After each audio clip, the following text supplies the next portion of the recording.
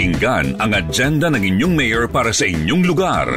Ang mga hakbang na ginagawa nila upang bigyang solusyon ang mga hinaing at problema ng inyong komunidad. At alamin ang mga good news na hatid nila sa taong bayan. Mayor's Hour sa Target On Air. Nako, kanina kausap natin si Governor Gadiano mula dyan sa Occidental Mindoro, at grabe rin ang naranasan dyan sa Occidental, dyan sa San Jose, dyan sa Mamburao o dyan sa Santa Cruz. Eto, dako naman tayo sa Oriental Mindoro. Ating makakausap yung mayor dyan sa bayan po ng Victoria, na si Mayor Richard Enchiong. Mayor, magandang hapon po. Magandang hapon po, Karex, at sa lahat po ng ating mga tagapakinig. Apo, at magandang hapon po. Salamat po, Mayor, sa pagunlak po sa tawag po namin. At kamusta ngayon ang bayan po ng Victoria, Oriental Mindoro, Mayor? Sa ngayon po, Karex, ay nakakaranas po kami ng mga pagbaha dito po sa bayan ng Victoria. At marami po mga naapektuhang pamilya na nasa evacuation center po namin ngayon. Apo, at ano po yung paunang initial na tulong po natin sa ating mga kababayan na naapektuhan ng pagbaha, Mayor? Sa ngayon po ay nagbabalot po kami ng mga food packs para naglibot na po kami sa iba't ibang barangay. Nagbigay na po kami ng mga food packs tungkol sa mga naapektuhan ng baha. Apo, at mayroon pang nasa evacuation center ngayon inyong mga kababayan sa oras to, Mayor? Yes po, Karex. Marami pong nasa evacuation center. Even po yung mga sasakyan natin.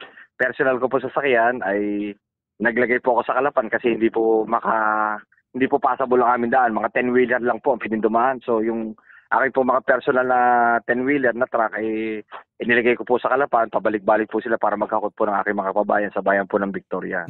Ilang barangay po ba itong Victoria? Meron po kaming 32 barangay sa bayan po ng Victoria. Sa ngayon po ay 17 na po yung apektado sa aking pong bayan. Opo, at napakalaki rin pala nitong bayan po ng Victoria, Oriental Mindoro. At pag po nyo bilang mayor, bali, paano nyo susolusyonan itong ganitong problema na to, Mayor? Sa ngayon po, Karex, sabi ko nga po, nung kausapin ko po ang aking mga punong barangay, sa bawat barangay po na binabaha ako, ito na may parang Pasko na alam naman natin taon-taon ay dumarating sa atin na pagbaha. Siguro dapat unahin natin ang mga evacuation center na hindi tayo taranta kung saan sila tutuloy. Ito na may kakigibi na lagi nangyayari sa atin. Dapat ready tayo at hindi yung mga hindi natin alam kung saan sila magsasayod, kung saan sila gagamitan ng palikuran. So unahin ko po yung kanilang mga evacuation center na makatulog po sila ng masarap-sarap na tulog dapat hindi po kung saan lamang sila na naglalagay ng kanilang mga banig at saka mga kahon-kahon lang po sa gymnasium namin dito. Apo, at habang kausap namin kayo, napapanood dito sa aming Facebook Live, at talagang nire-rescue nyo, truck na yung pinagsasakyan inyong mga kababayan. Ibig sabihin mataas talaga yung volume ng tubig dyan sa area, Mayor. Yes po, mataas na po, malakas pa po ang agos. Kaya po pag maliliit na sasakyan, baka hindi po talaga kayang tumawid po sa aming national road. Apo, at ang national government po ba, DSWD, kumbaga nagbigay na po ba ng paunang tulong po dyan sa Victoria, Mayor? Sa ngayon po, Karex, wala pa pong dumarating pero patuloy po kami nakikipag-ugnayan. Baka po siguro naman bukas may mga dumating na pong mga ayuda galing po sa DSWD. Apo, at pagdating naman po doon sa province, sa opisina po ni Governor, ano po yung inisyatibo?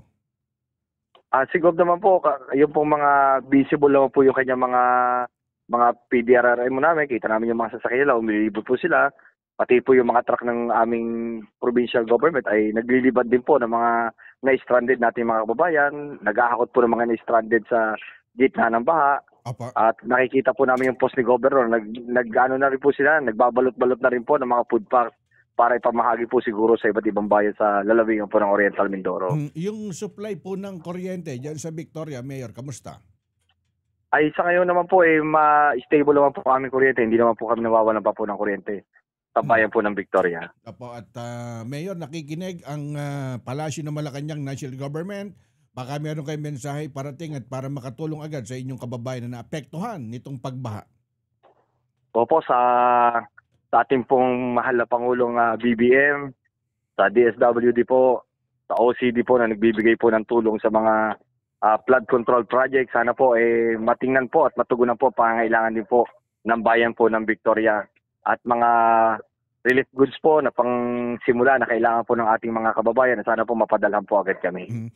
Nako, salamat sa pagkakataon, Mayor Richard Ensyong ng Victoria Oriental, Mindoro. Mayor, ingat po palagi. Salamat po, Karex. Marami po salamat at ingat din po kayo. Pakinggan ang agenda ng inyong mayor para sa inyong lugar.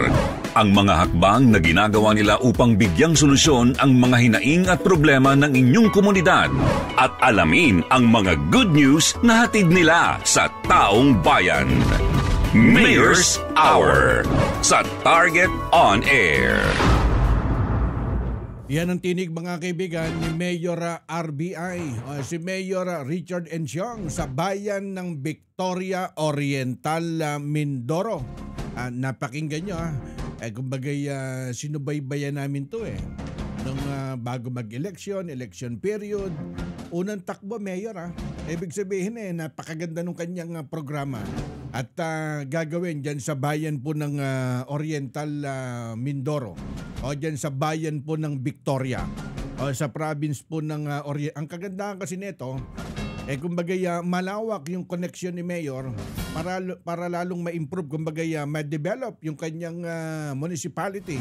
Lalo na ngayong panahon po ng pagbaha, kumbaga paano susolusyonan yung sinasabing mga flood control na yan dyan sa province o dyan sa mga bawat distrito. Bagamat isang municipality, napakalaki, no? Nasa 32 barangay ang nasasakupan ni Mayor Richard Ensyong. Pakinggan ang agenda ng inyong mayor para sa inyong lugar. Ang mga hakbang na ginagawa nila upang bigyang solusyon ang mga hinaing at problema ng inyong komunidad. At alamin ang mga good news na hatid nila sa taong bayan. Mayor's Hour sa Target On Air.